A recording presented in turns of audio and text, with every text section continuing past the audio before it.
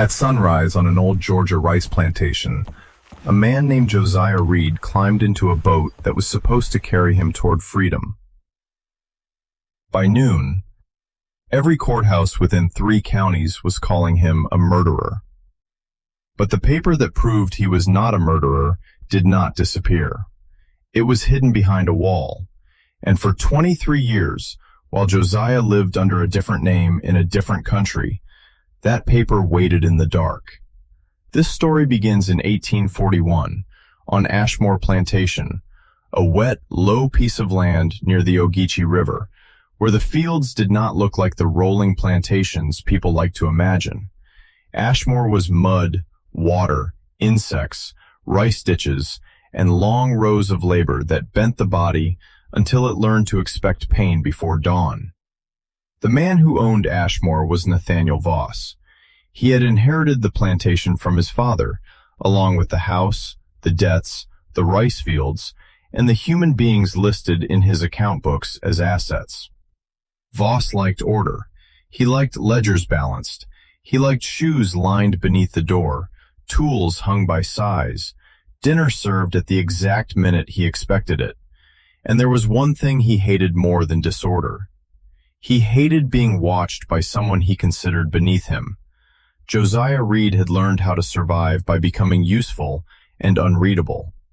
He was 36 years old, broad-shouldered, quiet, and careful with his face. The name Reed was not the name his mother had whispered to him when he was small, but that first name had been stripped away so early that even in memory it came back like something heard underwater. On Ashmore, Josiah worked in the rice fields, and sometimes in the curing sheds when the weather turned dangerous. He repaired tools, he counted sacks, he could judge a storm from the smell of the marsh, and secretly, he could read. That secret was worth more than money and more dangerous than a knife. Josiah had taught himself from torn shipping notices, discarded letters, and old newspapers Voss threw away after reading only the prices. He learned words by candle stub, by moonlight, by tracing ink with a fingertip on scraps so small no overseer would think to inspect them. Reading gave him a map of a world Ashmore wanted to hide from him. It told him about black men and women living free in northern cities. It told him about people who moved fugitives from one safe room to another. It told him about Canada, where a man could not be dragged back across the border simply because another man claimed to own him.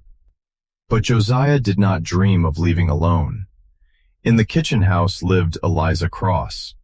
Eliza was 29, sharp-eyed and steady in the way a person becomes steady when panic would only make danger worse.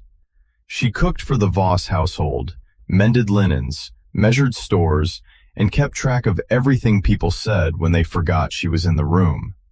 Like Josiah, Eliza could read.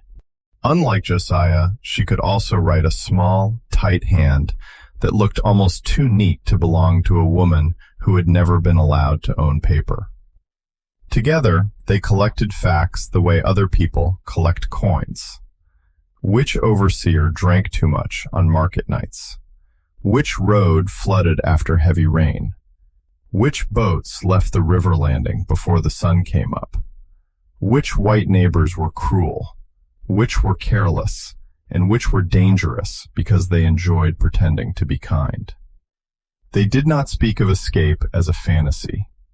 They spoke of it as a problem with measurements. How many miles to Savannah? How many hours between patrols? How long could a person remain silent inside a rice barge? In March of 1841, a man named Henry Calder came to Ashmore. Calder was a cotton and rice factor from Savannah.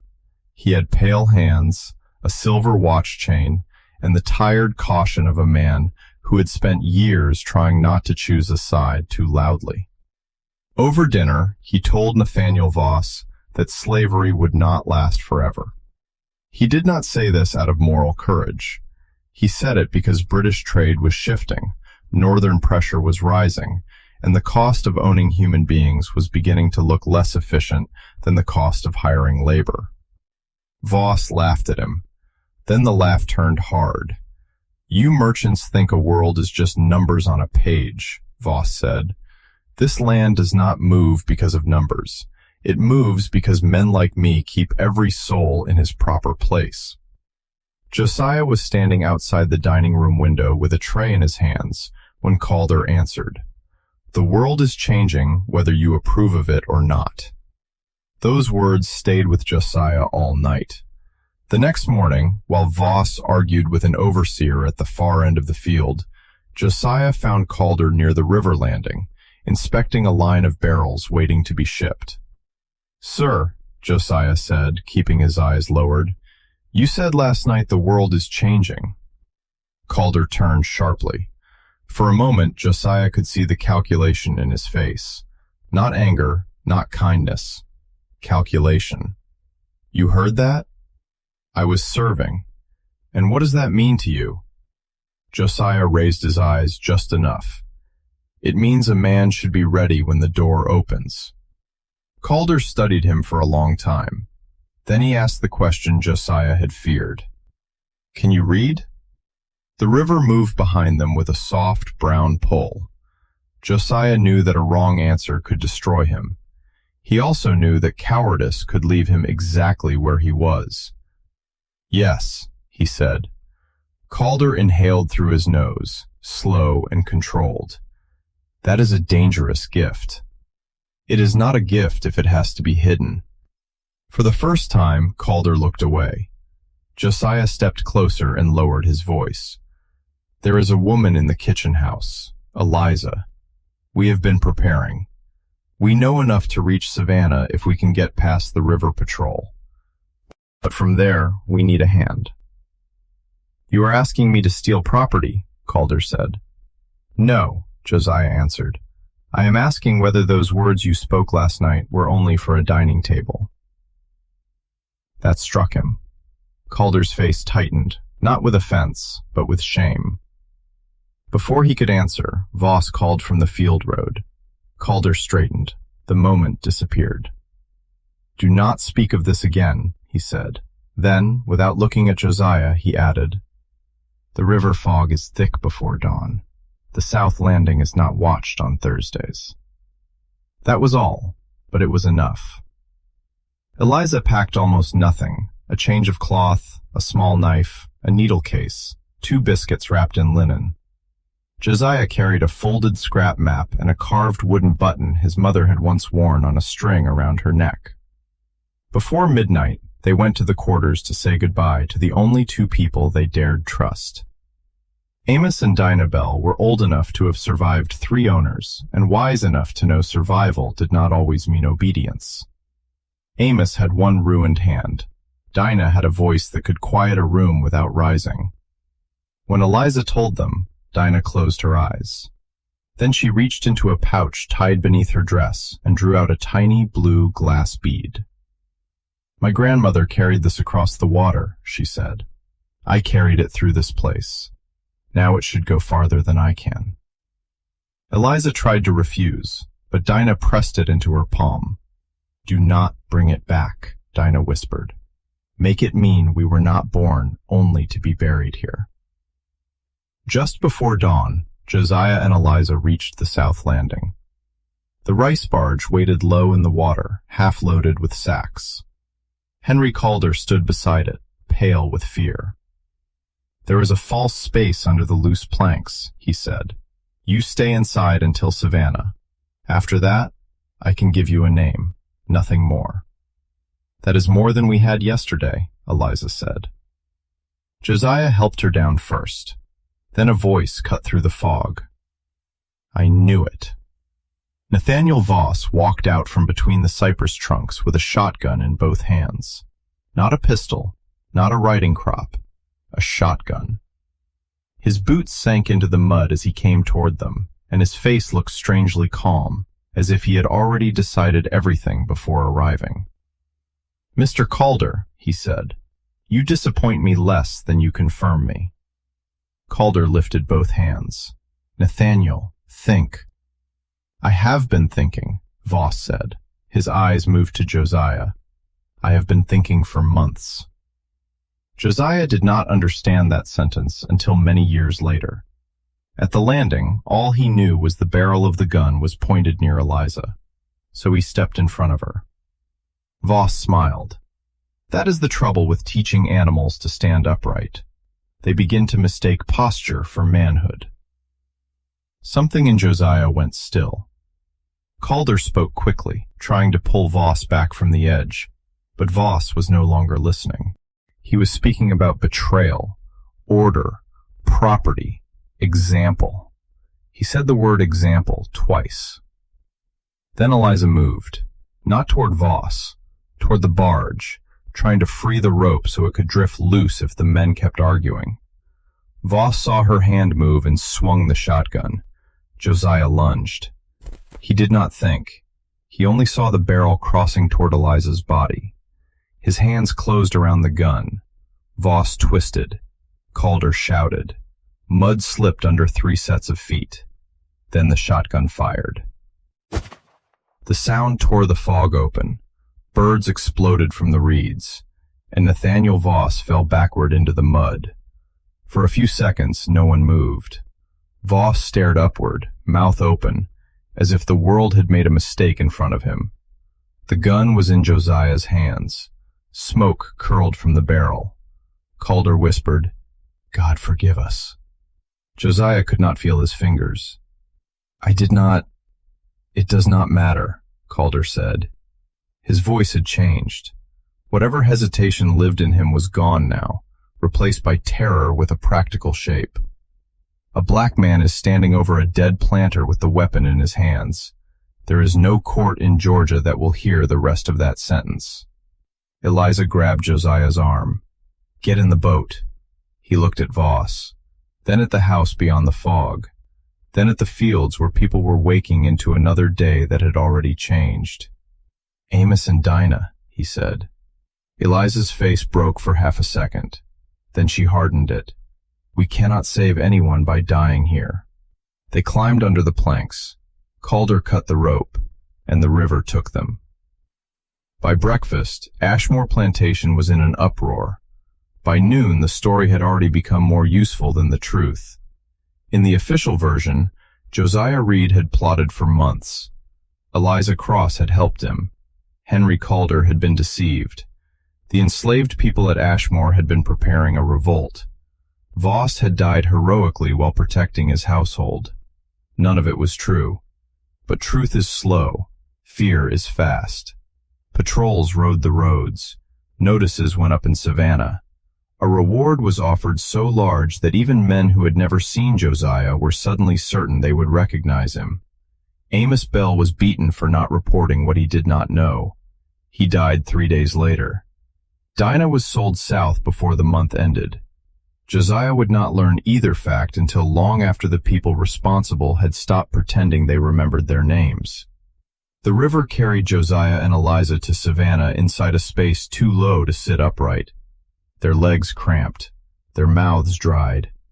Every time the barge struck the dock, Josiah thought the planks would be lifted and the world would end in daylight. Calder took them not to his own house, but to a wash house behind a narrow brick home near Yamacraw.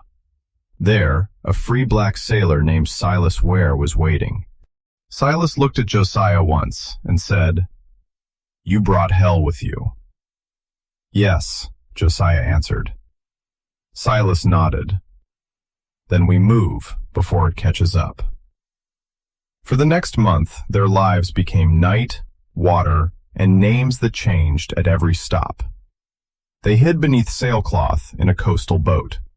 They crossed a marsh road inside a mule cart loaded with turpentine barrels. They slept in a root cellar where the ceiling was so low Eliza woke gasping, convinced she had been buried alive. Near Charleston, a patrol stopped them. Silas smiled like a man with nothing to fear and argued over shipping papers while Josiah held Eliza's hand in the dark behind stacked rope. The patrolman stabbed a bayonet into the cargo. The blade came through the sack inches from Josiah's cheek. He did not breathe until the cart moved again. In Philadelphia, a black minister named Reverend Andrew Tate gave them a cellar room beneath his church, and a newspaper with their names on the front page. Josiah read it by lamplight. The article said he had murdered Nathaniel Voss in cold blood. It said Eliza had bewitched the household staff into joining a conspiracy. It said letters had been found proving plans for a general uprising. There were no letters. There had been no uprising. The only plan had been two people trying to reach a river before dawn. Eliza sat beside him, her hands folded too tightly. "They need the lie," she said. Josiah looked at the paper. "Why?" "Because if the truth spreads, then every man like Voss has to admit what he fears. That one day, someone he owns may stop obeying." The minister advised them to leave Philadelphia within 48 hours. Pennsylvania was not safe enough. Slave catchers worked openly, and the Voss reward would make even honest men consider dishonest choices. Before they left, Josiah said, "We cannot keep these names." Eliza nodded. The names Josiah Reed and Eliza Cross were now hooks the world could use to drag them backward. At Reverend Tate's small desk, under the floorboards where he kept his registry, Josiah chose Daniel North. Eliza chose Mercy North. "Why Mercy?" he asked her later. She touched the blue beads sewn inside her sleeve. "Because we lived," she said, "and because I do not want the people who hunted us to decide what that word means." They traveled north again, first to Rochester, then across the border into Canada West.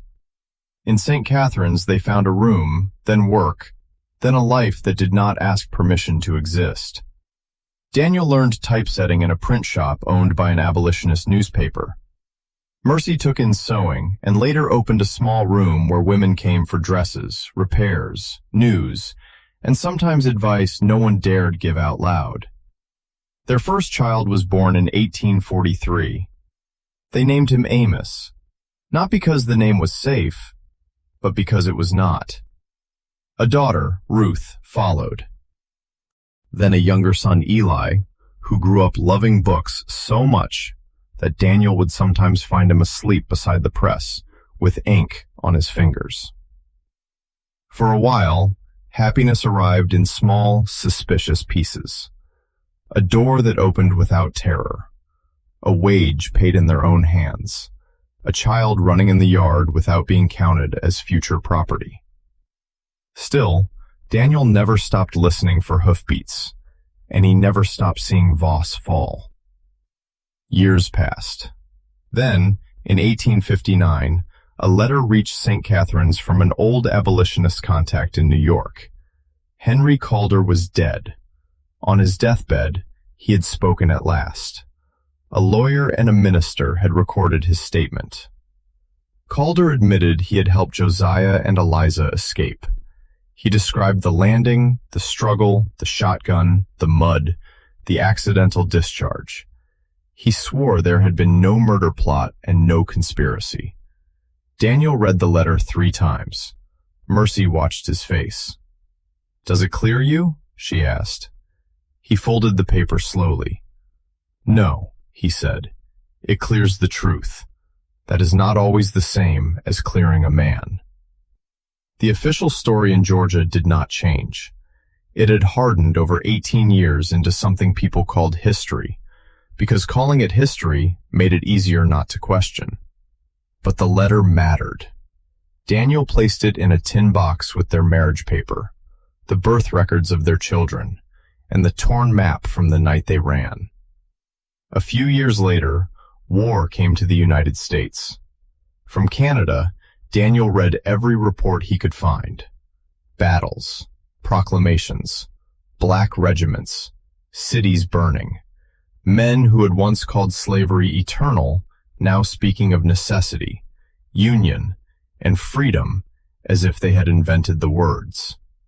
Then, in 1864, another letter arrived. This one came from Reverend Tate, now old and unwell in Philadelphia. A Union officer had occupied Ashmore Plantation and used the Voss house as a temporary hospital. Behind loose wood in Nathaniel Voss's study, The officer had found a ledger that was not a ledger at all. It was a private journal. The final pages were written in Voss's hand. Daniel read them aloud to Mercy. Voss had known Josiah could read. He had followed him.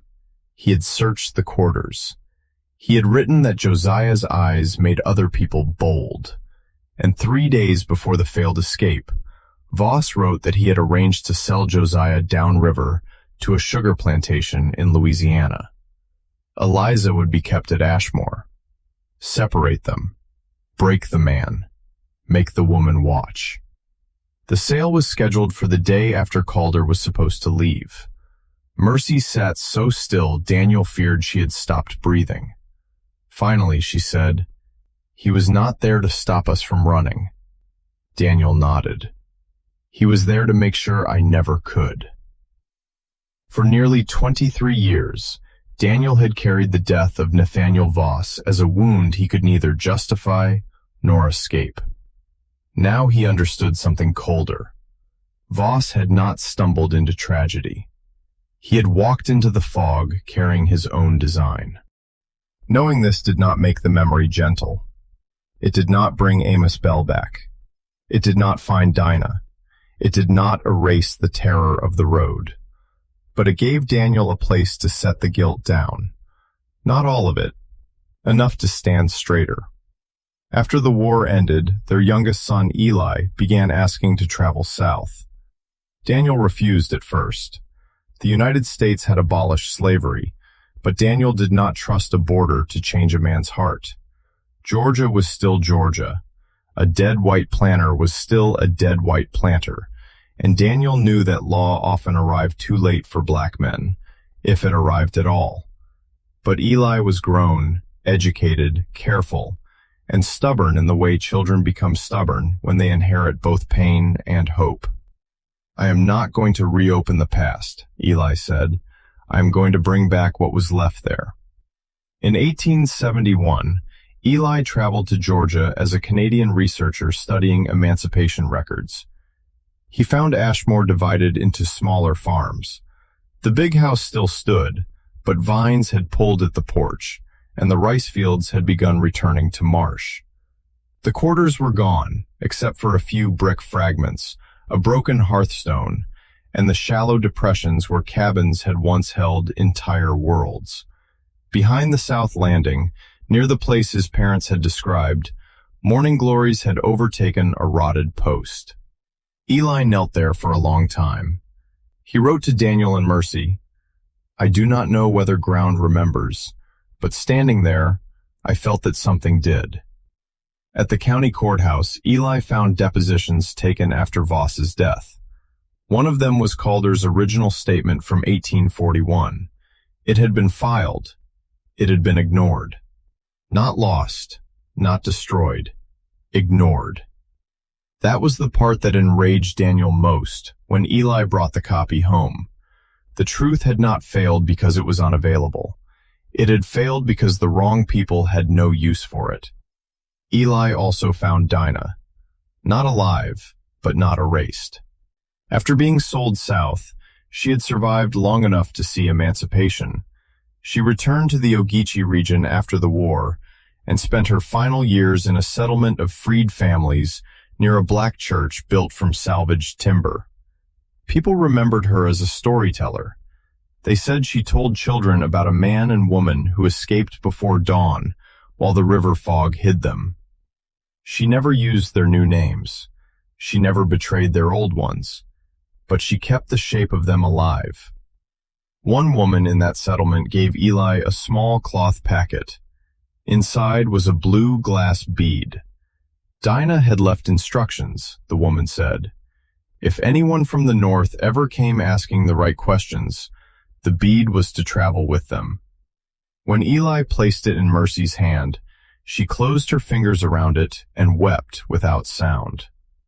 Daniel, older now, touched the bead once and then covered his face. For him, the bead was not an object. It was proof that a bond could survive sale, punishment, distance, silence, and time. In his final years, Daniel wrote their story in careful pages, fair, because he knew history often begins unfair, and somebody has to leave a record strong enough to resist the lie. He wrote about Ashmore, about the fog, about the shotgun, about Amos, about Dinah, about Henry Calder's cowardice and courage living in the same man, about Mercy's hand in his when the newspaper called him a murderer, about children born free because two people climbed into a rice boat before dawn. Daniel died in 1878 in St. Catherine's, with Mercy beside him and the tin box on a table near the bed. Mercy lived 6 more years. She told the grandchildren what she believed they were old enough to carry. She told them that freedom was not a gift, not a border, not a law written by men who arrived after the suffering was done. Freedom was a practice, a thing guarded daily, a thing remembered correctly, or lost. Decades later, Eli's daughter Clara North gathered the tin box, the copied depositions, Calder's deathbed statement, the Voss journal pages, and the blue bead, and turned the family record into a manuscript. Publishers rejected it. They said the story was too painful, too complicated, too accusatory, too old. Clara kept sending it. In 1936, a small press finally printed it under the title, "The River Did Not Testify." It did not become famous at once. Stories that challenge official memory rarely do. But black schools, churches, reading circles, and historians kept it alive. By the late 1960s, when a new generation began demanding that America face the records it had buried, Clara's manuscript returned with force. Researchers went back to the Ogeechee. They found the courthouse files. They found the journal references. They found the landing. They found descendants of the Voss family, the Bell family, and the North family, all carrying different pieces of the same wound. In 1974, a memorial was placed near the Old South landing of Ashmore Plantation, not on the porch of the big house, not beside the Voss family stones, at the landing, where the river took 2 fugitives into danger and carried them toward a life no ledger had permission to count. The inscription did not call Josiah Reed a murderer. It did not call Nathaniel Voss a hero. It read, "Here, in the fog of 1841, a lie began before the truth could speak. May this ground remember those who ran, those who helped, those who suffered, and those who kept the story alive." Behind the inscription, sealed into the stone, is a tiny blue glass bead. Most visitors never see it, but it is there. A small thing, carried across an ocean, through slavery, into flight, into exile, into memory, and finally back to the river. And maybe that is the part of the story that matters most. Nathaniel Voss owned land, ledgers, weapons, and the law. For a while, he even owned the story, but he did not own what the story became. Because the truth does not always arrive in time to save the innocent. Sometimes it arrives later, in a son's hands, a hidden page, in a bead passed from one generation to the next. And when it does, it asks the living a question the dead can no longer answer for us. What else was buried because power found the truth inconvenient? And who will carry it back into the light?